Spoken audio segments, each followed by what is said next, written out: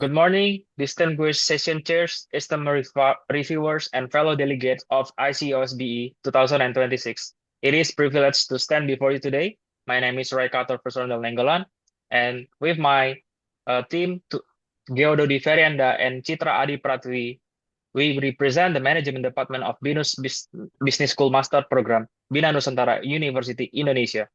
Today, we are honored to present our research paper from our final manuscript titled Inclusive Leadership and Innovative Work Behavior, the Role of Inclusive Leadership for Generation Z in the Workplace. Let's begin from the VUCA and Benny landscape. Now, nowadays, organizations have transitioned from a VUCA world into a highly turbulent Bunny environment where the ecosystem is brittle, anxious, nonlinear, and incomprehensible, driven by rapid digitalization and disruption like artificial intelligence.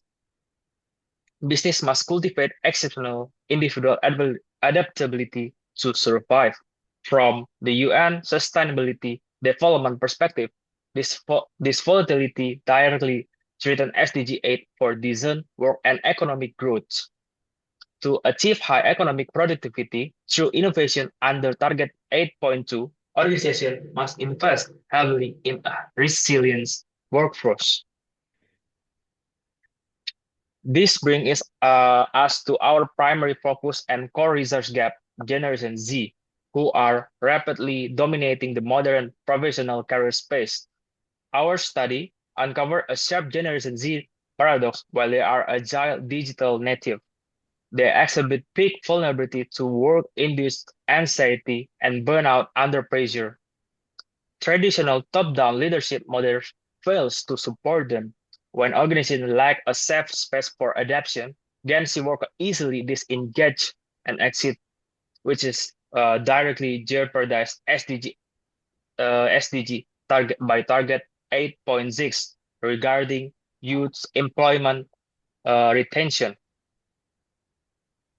Therefore, our objective is to investigate how inclusive leadership acts as a strategic intervention to foster psychological safety, strengthen resilience, and drive innovative behavior among Gen Z employees.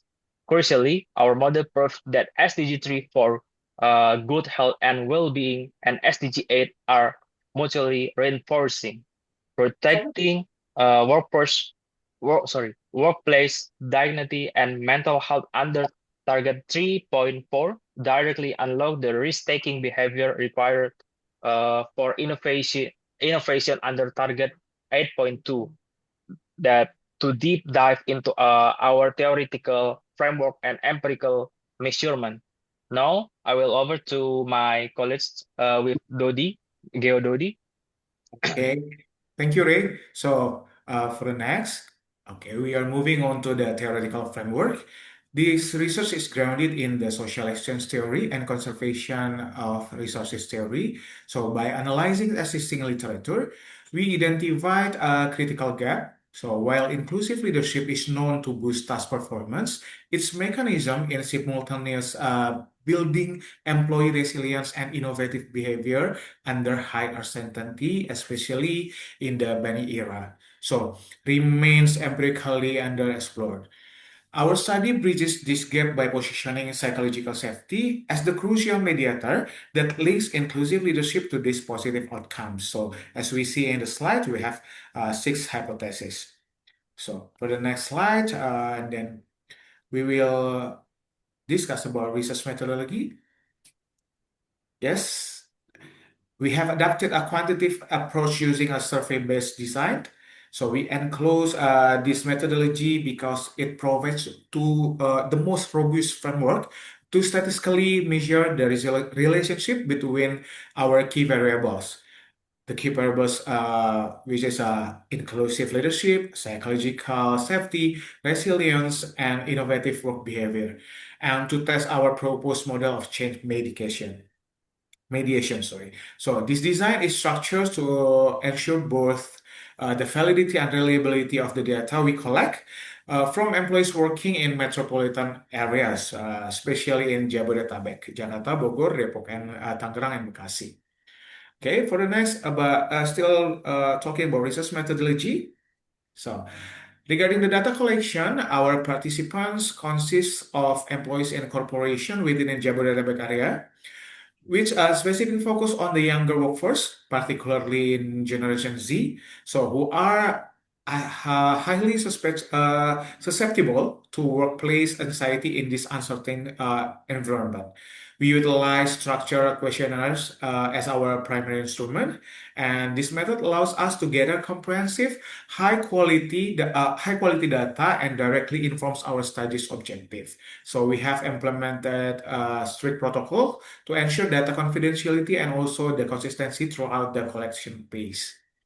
Okay, then for the next in the research plan and analysis strategy, so we for our analysis we will employ structural equation modeling, or we call it SAM. A statistical method well suited for testing our complex multivariable chain mediation model. So the process will allow us to synthesize the data and identify the underlying patterns connecting inclusive leadership to employee outcomes. So we anticipate that this analytical piece will yield empirical evidence demonstrating that in inclusive leadership creates a safe environment that empowers employee to be both more resilient and also more innovative even when they are facing the significant pressure. So leadership influence on Gen Z behaviors must be sequentially transmitted and fully unlocked through the creation of a psychological secure environment first. So for the next explanation will be presented by my colleague, Ms. Chitra. Okay, thank you, Mas Keo. Now, I would like to present the main findings of this study. Based on our findings, inclusive leadership has a strong positive effect on psychological safety. Psychological safety also helps employees become more resilient and more innovative. However, inclusive leadership doesn't directly improve resilience or innovation. This means that psychological safety is the key factor connecting leadership and innovation. Next slide. Let us look at the theoretical implication of these findings. These studies support social exchange theory and conversation of resources theory. The results showed that when employees feel safe to share ideas and express themselves, they become more resilient and more willing to innovate. For Gen Z employees, psychological safety is especially important in today's uncertain work environment. And the next slide. Finally, I would like to highlight some practical recommendation. Based on these findings, organizations should encourage inclusive leadership, create a safe environment for employees to speak up, and provide programs that help employees build resilience. This action can support both employee well-being and workplace innovation. And next slide. Thank you for listening. We hope this presentation has been informative and insightful.